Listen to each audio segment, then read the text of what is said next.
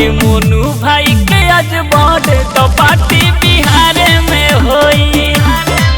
बाटे मोनू मंडल के आज बर्थडे तो पार्टी बिहार में होई। अरे बुझला हो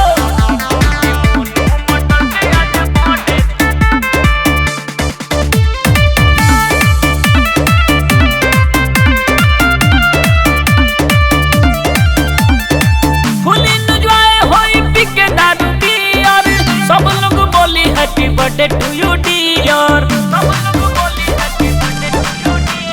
फुल एंजॉय होई पी के दारू बियर। सब लोग बोली happy birthday to you dear. DJ बजा बजाई सबके नाचा बजाई। डीजे बजा बजाई सबके नाचा बजाई। चली खूब बोली रे केहू नहीं सोई। बाटे मोनू भाई के आज बर्थडे तो पार्टी बिहार में होई। बाटे मोनू मंडल के आज बर्थडे तो पार्टी बिहार में होई। पार्टी बिहार में होई।